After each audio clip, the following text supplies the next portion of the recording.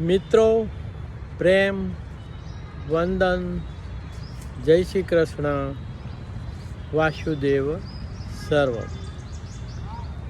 સંસ્કૃતમાં એક સુભાષિત છે, ગતે શોકો ન કર્તવ્યો ભવિષ્યમ નૈવ ચિંતયેત વર્તમાને ન કાલેન વર્તન્તે હિ વિચક્ષણા.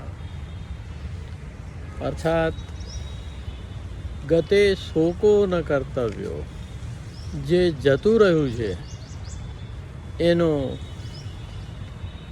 શોક કરતો નથી. ગતે શોકો ન કર્તવ્યો ભવિષ્યમ નૈવ ચિંતયેત, ભવિષ્યમાં જે થનારું છે એની પણ જે ચિંતા નથી કરતો. ભવિષ્યમ નૈવ ચિંતયેત વર્તમાને ન કાલેન, વર્તમાનની હાજર ક્ષણમાં જે ઊભો છે, વર્તમાને ન કાલેન વર્તન્તે હિ વિચક્ષણા. તો એ પુરુષ વિચક્ષણ છે કે જે વર્તમાનમાં જીવે છે, વર્તમાનની હાજર ક્ષણમાં જીવે છે અને પોતાની હોવાપણાને સત્ય, આનંદ અને પ્રેમની અનુભૂતિમાં માણે છે. એટલે જ આ ક્ષણના ગીતો ગાયા જ કરું છું. બીજું એક વાક્ય યાદ આવે છે કે ટાઈમ પાસીસ, સમય ચાલ્યા જ કરે છે. Time passes, life goes on, જીવન પણ ચાલ્યા જ કરે છે. ખરેખરું જીવન શાશ્વત છે, એ આત્મજીવન છે. તો life goes on and moments remains, અને ક્ષણ છે એ સદા તમારી સાથે રહે છે. એટલે જ આ ક્ષણમાં જીવવાની, વાતોનો લહ્યો થવાનું નિમિત્ત થવા બદલ ઈશ્વરનો હું ઉપકૃત છું. એક નાનકડી રચના રજૂ કરું છું કે હાજર ક્ષણે ના ફીકર છે, હાજર ક્ષણે ના ફીકર છે, હાજર ક્ષણ આ ઈશ્વર છે.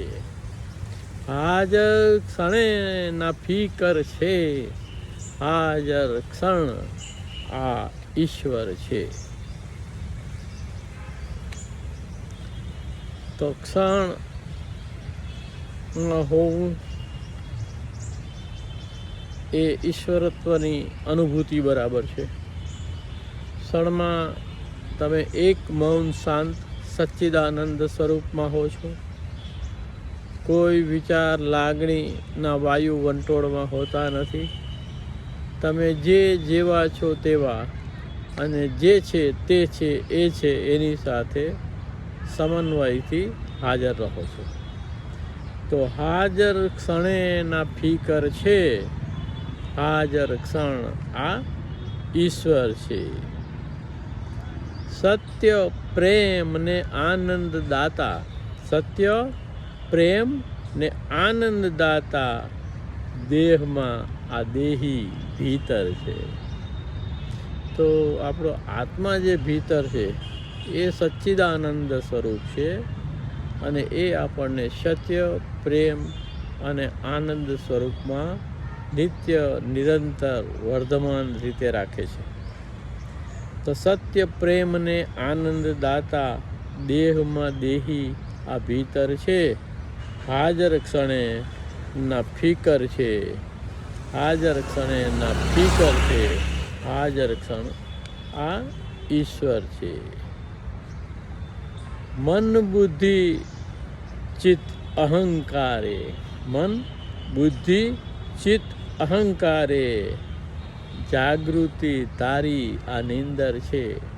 જો તમે મનસ્થિત હો છો, જો તમે બુદ્ધિમાં સ્થિત હો છો, જો તમે તમારા ભટકતા ચિત્ત અને હુંપણામાં અહંકારમાં જીવતા હો છો તો તમે વર્તમાનમાં હાજર રહી શકતા નથી. તો મન બુદ્ધિ ચિત્ત અહંકારે જાગૃતિ તારી આ નિંદર છે, હાજર ક્ષણે ના ફિકર છે, હાજર ક્ષણ આ ઈશ્વર છે. અનેક હુંઓમાં વેર વિખેર, અનેક હુંઓમાં વેર વિખેર હોવું આ ઉધર ઈધર છે. તો અનેક હુંઓની મેં વારંવાર સમજ આપી છે કે આપણે સ્વપ્ન કલ્પના એકરૂપતા થકી વર્તમાનમાં રહેતા નથી અને ભૂત અને ભવિષ્યમાં ભટક્યા કરીએ છીએ.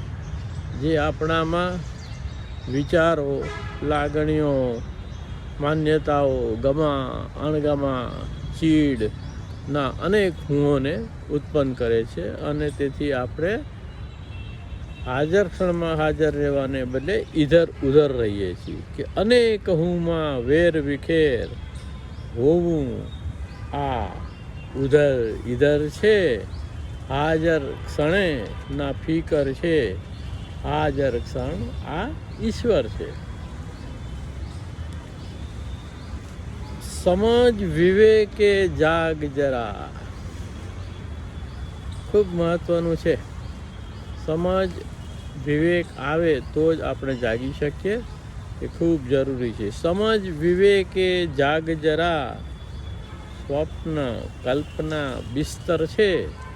સમજ વિવેકે જાગ જરા, સ્વપ્ન કલ્પના બિસ્તર છે, હાજર ક્ષણે ના ફિકર છે, હાજર ક્ષણ આ ઈશ્વર છે. કે લાજ મારી રાખે ગિરધારી, લાજ મારી રાખે ગિરધારી, આત્મનજીને ના ફિકર છે, લાજ મારી રાખે ગિરધારી,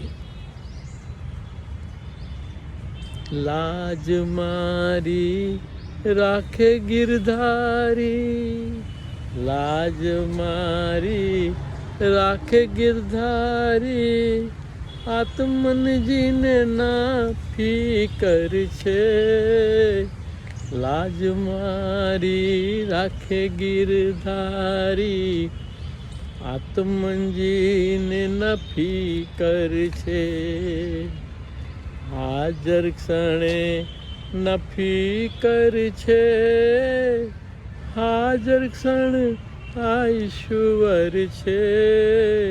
સત્ય પ્રેમને આનંદ દાતા, દેહમાં દેહી આ ભીતર છે, મન બુદ્ધિ ચિત્ત અહંકારે જાગૃતિ તારી આ નિંદર છે, અનેક હુંઓમાં વેર વિખેર હોવું આ ઉધર ઈધર છે.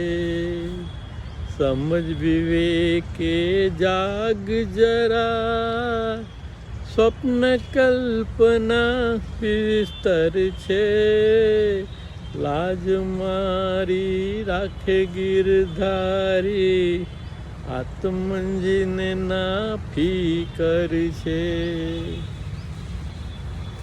અંદરથી જો આનંદ ઉમળતો હોય અને ઉચ્ચતર ભાવ કેન્દ્રમાં તમે જો પ્રસ્થાપિત થયા હોય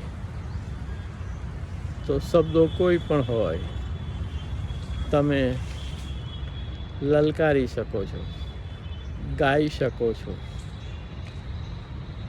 અધ્યાત્મને ભાષાના કોઈ પણ બંધન હોતા નથી. હાજર ક્ષણે ના ફિકર છે, હાજર ક્ષણ આ ઈશ્વર છે. પ્રેમ વંદન, જય શ્રી કૃષ્ણ, વાસુદેવ સર્વમ.